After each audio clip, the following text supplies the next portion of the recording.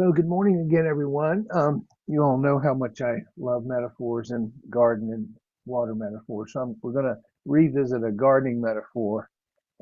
My gardener friend Mary's here, so this is for her. But um, a few months ago, we did one on what seeds are you watering. So I want to revisit the seed metaphor and talk about a really powerful practice that's available to us every minute of every day.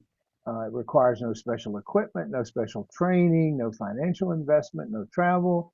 And it really just asks us to take a moment, turn our attention inward, and notice what are we growing in the gardens of our own minds?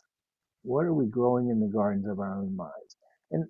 I love this metaphor because it captures one of the most practical and transformative insights, I think, of our Buddhist tradition.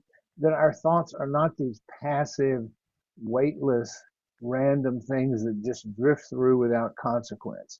They are, in fact, seeds, as we have talked about in the past. And like all seeds, they determine the nature of what eventually grows, right? So, and there's my other gardener, Tom, and he knows all about this. He's a master gardener. And from a secular Buddhist perspective, we don't need to invoke any metaphysics, any supernatural mechanisms to understand the truth of this teaching. Modern psychology and modern neuroscience confirm what contemplatives have known and observed for millennia. That our habitual thought patterns literally shape the architecture of our brain, what we call in modern terms neuroplasticity. Our habitual thought patterns literally shape the architecture of our brains. Every time we rehearse a thought of kindness, we invoke a thought of kindness. We strengthen the neural pathway associated with compassion, empathy, and connection to others, meaningful connection. On the other side, contrary, every time we indulge in resentment, in judgment, in hostility, we deepen those grooves instead. So if we think of our minds as a garden plot, we don't choose the soil. Our genetics, our upbringing,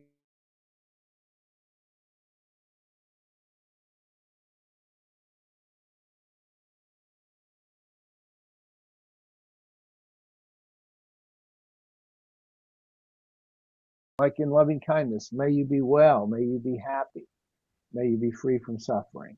The practice we know is metta.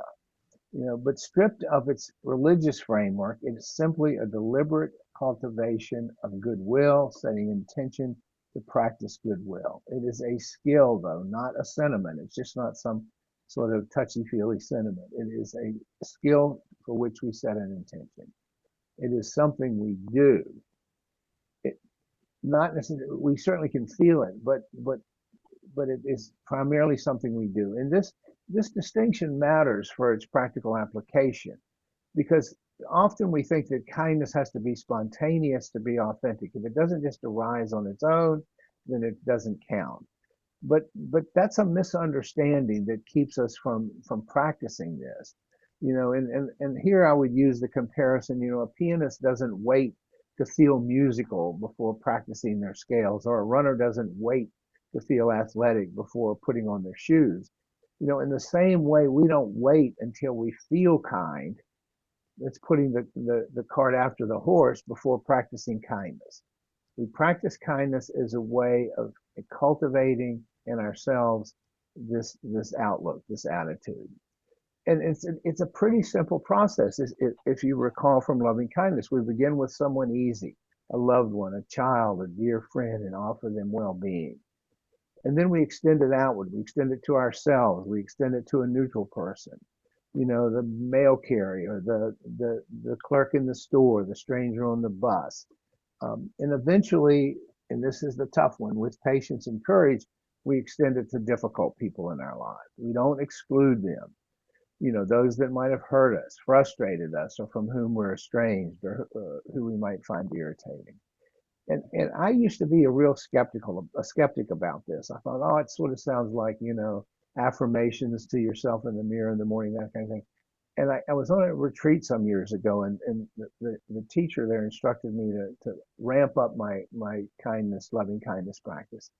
And I'm telling you, I have been pleasantly and very surprised at how powerful this practice is. It just kind of softens the day. It just kind of brings a quality of tenderness to what we do when we remember to practice it.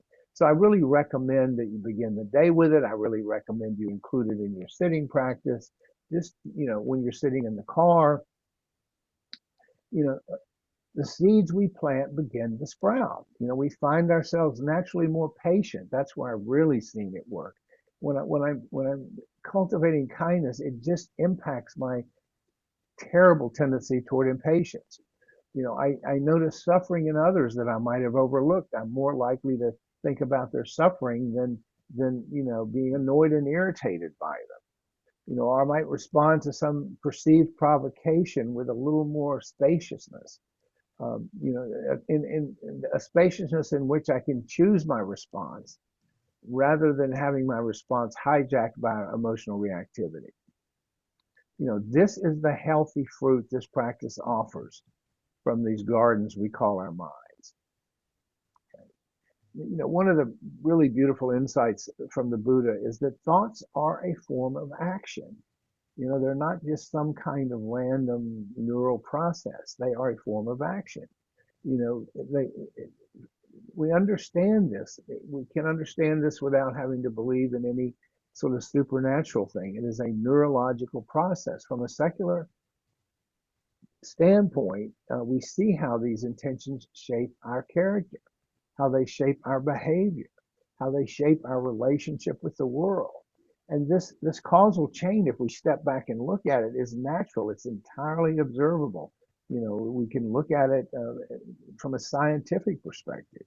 When we think a thought about someone, even someone who we will never know, we are with kindness. We are training ourselves in that habit. We are watering that seed. We are making it more likely that our next thought will also be kind. We're making it more likely that when the moment comes to act, we'll do so more likely with generosity than selfishness, more likely with patience than irritation, more likely with compassion rather than indifference. This is a powerful practice. I can't say that enough. And I suggest to you, it's not some form of magical thinking. It's not some of saying affirmations in the morning in the mirror. It is how our character is formed in terms of the tone that it takes. Not the kind that happens in the fire, in moments of moral crisis, but in the thousands of small unseen choices that we make in the privacy of our own minds every day.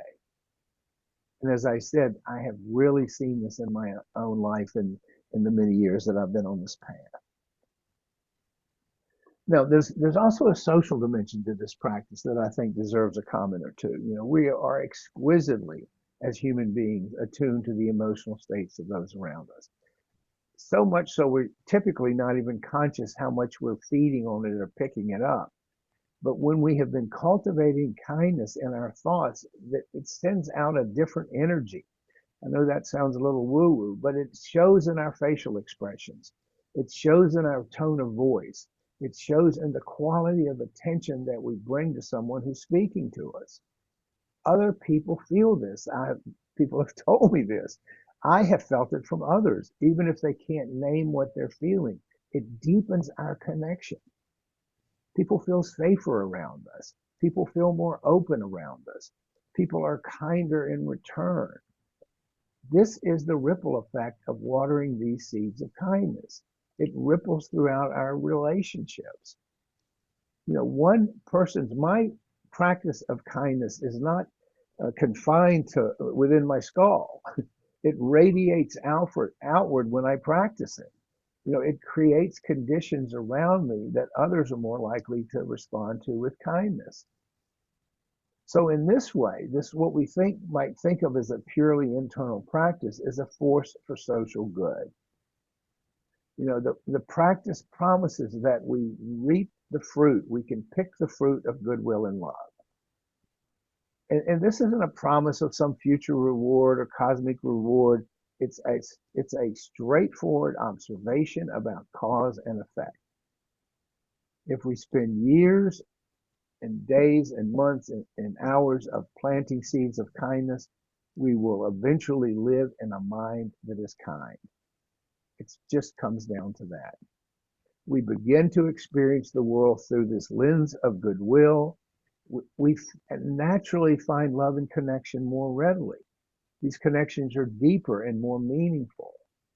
Not because the world has changed, the world is still the mess that it is, but because we have changed the instrument through which we perceive that world. And I think this is one of the, most underappreciated and radical promises of our path. I mean, it sounds simplistic, but I think it's radical. I think it's powerful. It's a skill. It's a practice, and it reflects that the quality of our inner life is not fixed. It's not set in concrete. It is trainable. We're not condemned to a life at the mercy of whatever is happening to us. We can cultivate this. We can choose what to water in our garden and what to let wither. If we find ourselves dwelling on negative, critical, judging thoughts, we can just turn the ship a little bit to kindness. I wonder what their suffering is that they're acting in a way that's so annoying to me. That kind of thing. The invitation is simple, it's immediate, and it is always available. If we plant a seed of kindness right now to others on the screen, and this very thought for the people here, that trust that harvest will happen, it will happen. So that's a shout out and a request to bring more kindness, water more seeds of kindness, day to day, moment to moment. So I hope I don't get kicked